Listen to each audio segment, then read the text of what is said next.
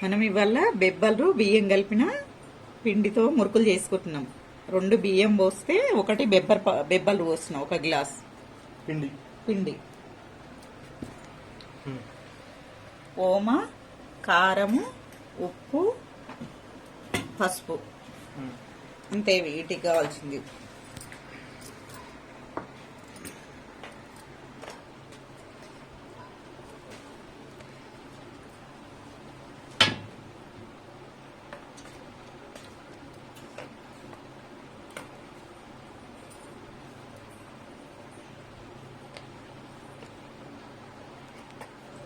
చాలు. 2 కప్పుల పిండి తీసుకున్నా. దీంట్లో కొంచెం పసుపు, పావు చెంచా పసుపు పడుతుంది 2 కప్పులకు.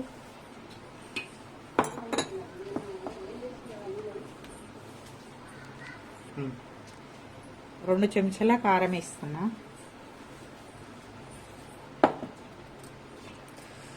ఒక చెంచా ఓమ వేస్తున్నా. 1 చెంచా ఉప్పు, 1.5 వేస్తున్నా, ఎక్కువ. దీన్నంతా ఇలా మంచిగా కలగలుపుకోవాలి, కలిసికట్టు. ఉప్పు, కారం, పసుపు అన్నీ వేసినాం కదా. ఓమ గిన్నె పెట్టి స్టవ్ వెలిగించి గిన్నె పెట్టి నీళ్ళు పోసుకోవాలి. ఎందుకంటే దాంట్లో వేడి నీళ్ళే వేయాలి. చాలు. కొంచెం నీళ్ళు వేడైనాయి, మరుగుతున్నాయి కదా, బంద్ చేసుకోవాలి. బంద్ చేసుకొని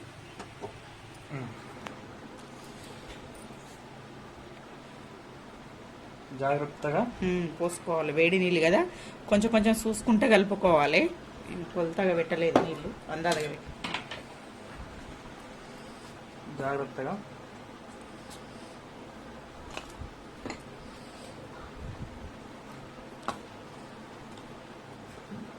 బెబ్బల వాసన వస్తుంది.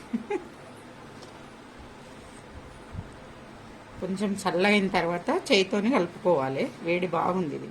ఇప్పుడు దీన్ని అంతా మంచిగా కలుపుకోవాలంట, ఎందుకంటే వేడి ఉంది కదా. వేడి కాకుండా కొంచెం చల్లగైనాక కలపాలి.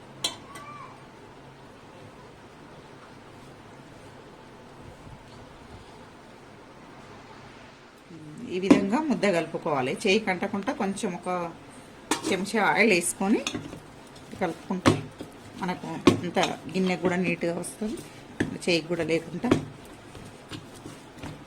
మెత్తగా అయింది మంచిగా, ఇట్లా స్మూత్గా ఇట్లా రావాలి అంత పిండి. కొంచెం వేడిది కలపొద్దు, వేడి నీళ్ళు పోసినాక చల్లగైనాక కలుపుకోవాలి. కొంచెం బాండి పెట్టుకోవాలి.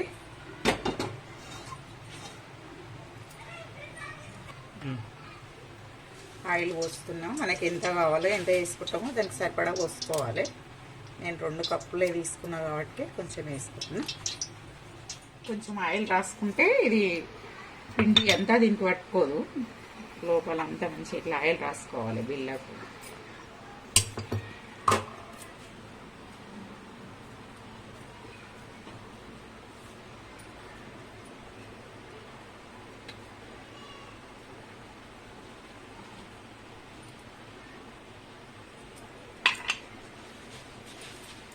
నేనైతే పేపర్ మీద చేస్తున్నాను. పేపర్ మీద అయినా చేసుకోవచ్చు, లేకుంటే కవర్ మీదనైనా.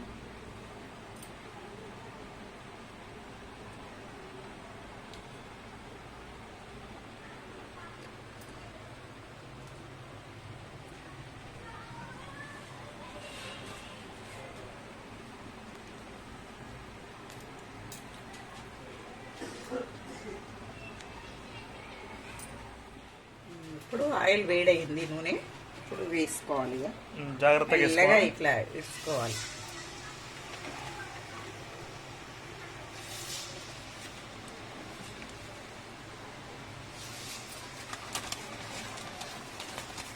ఉడుకు నీళ్ళు పోసింది కాబట్టి ఏం కాదు, మంచిగా దిగు ఉంటుంది. ఇందులో ఎన్ని వస్తే అన్ని వేసుకోవాలి. మస్తు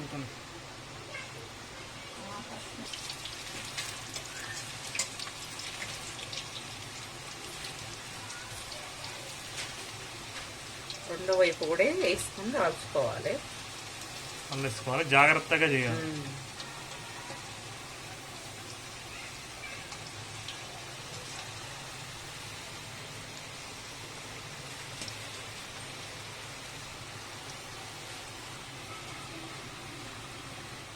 విధంగా కాల్చుకోవాలి. అయిపోయినాయి ఇవన్నీ, అన్ని విధంగా చేసుకోవాలి.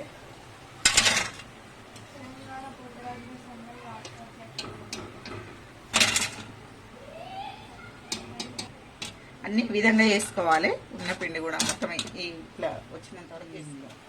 బెబ్బలు, బియ్యం పిండి, మురుకులు రెడీ. బెబ్బల మురుకులు రెడీ. బెబ్బలు